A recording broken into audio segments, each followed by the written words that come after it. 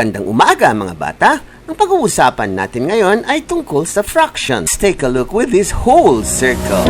At kung pinaghati natin sa dalawa, magkakaroon ng parts. Paghati-hati into parts ay tinatawag nating fraction. Ito ay isang buong circle. Tapos ng pagkahati, ang tawag nito ay 1/2.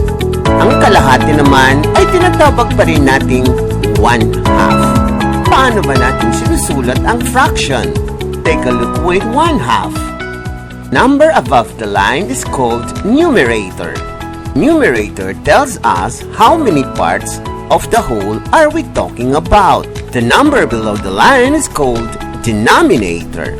Denominator tells us how many total parts are there. Just remember, equal parts. Pag ang isang buo, hinati mo sa dalawa, magkakaroon ng dalawang equal parts. Part is called 1/2. The other half is also called 1/2.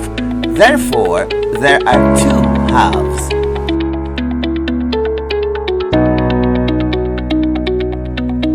Ang isang kalahati ay tinatawag nating 1/2.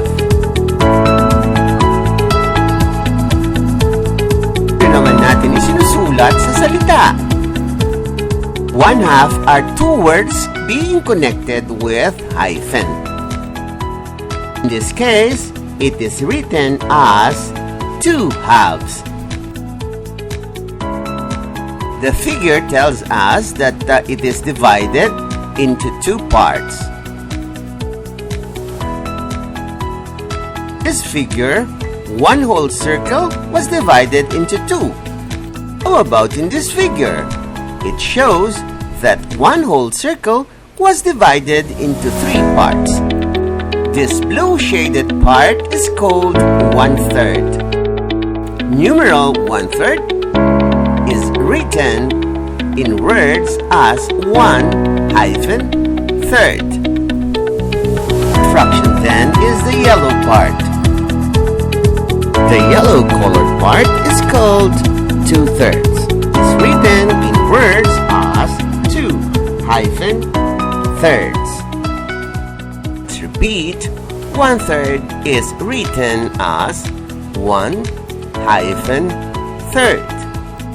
2/3 is written as 2/3.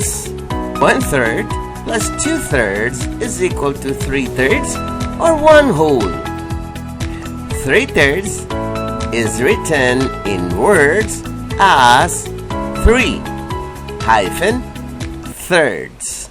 In this example, a circle is divided into 4. 1/4, second 1/4, third 1/4, and the last 1/4.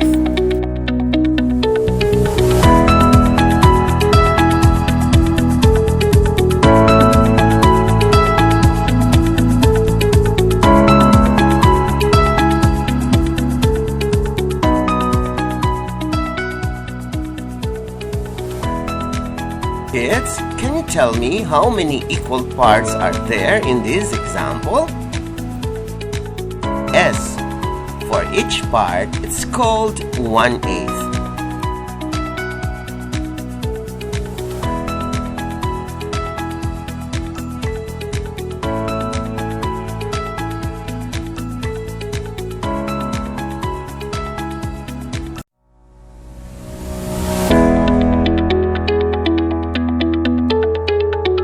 How about this one?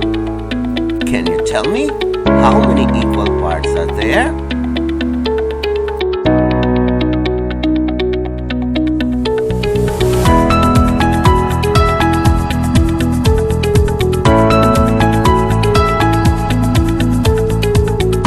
How about this one? How many equal parts is the circle divided?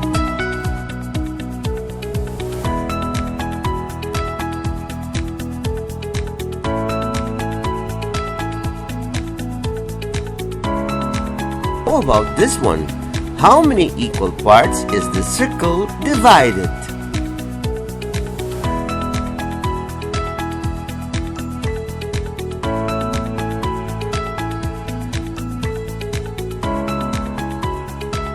How about this one?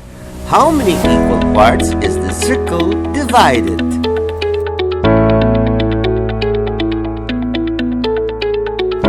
One part of which is 1/12.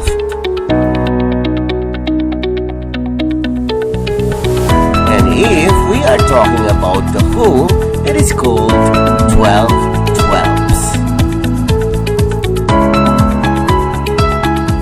Let's repeat.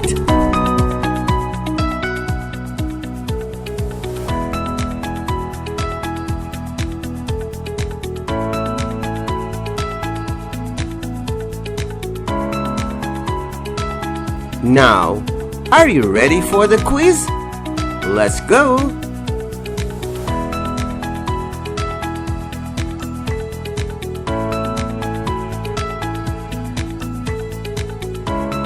Question number 1.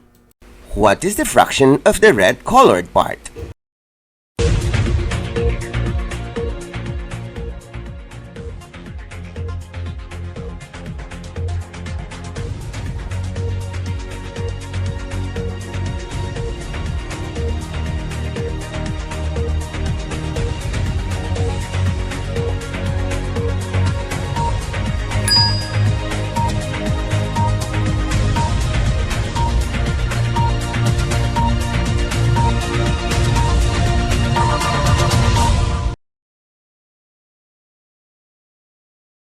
Question number 2.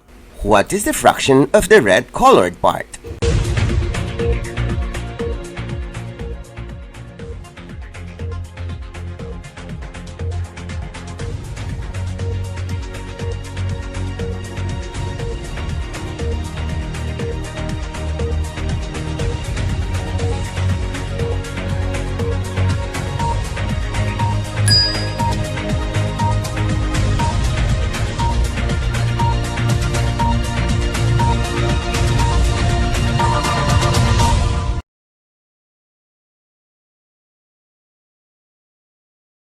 Question number 3. What is the fraction of the red colored part?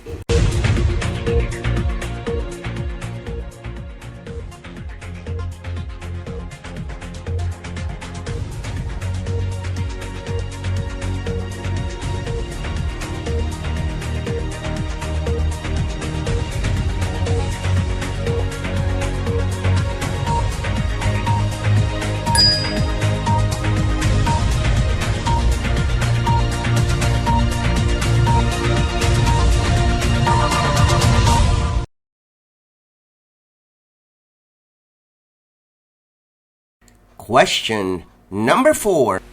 What is the fraction of the yellow colored part?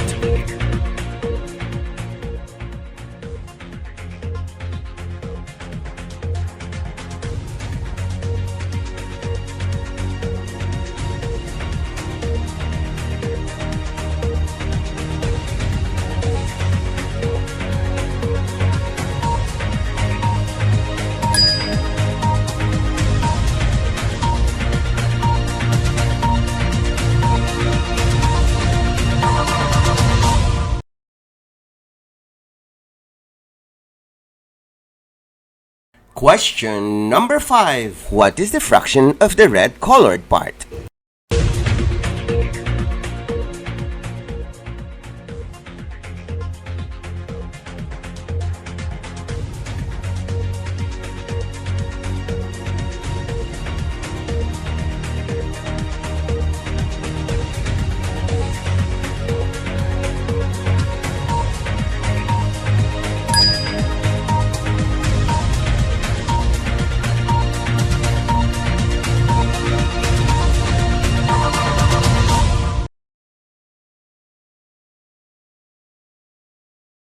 Question number 6. What is the fraction of the red colored part?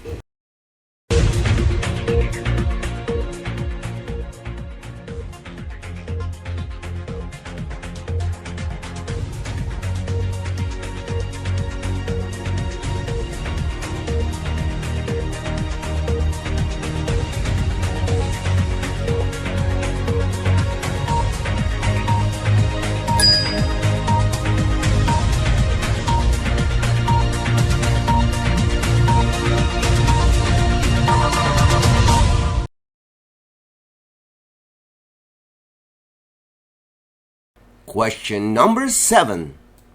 What is the fraction of the red colored part?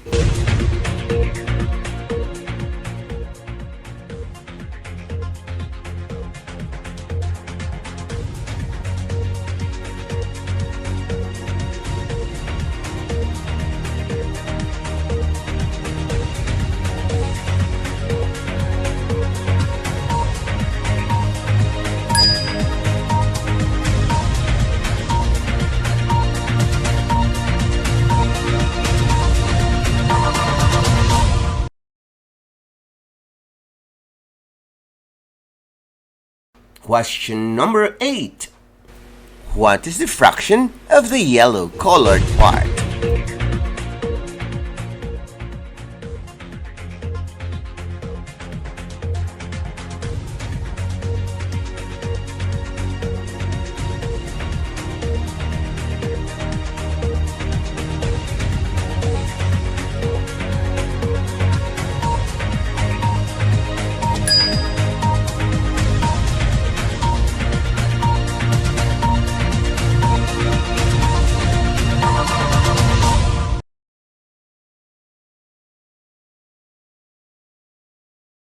Question number 9.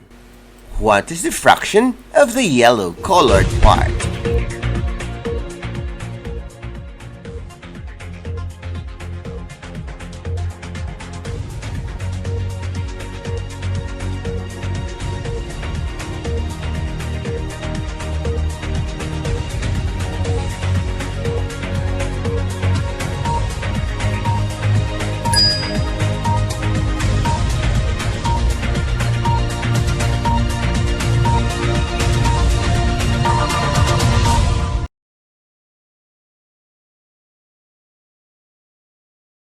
Question number 10. What is the fraction of the yellow colored part?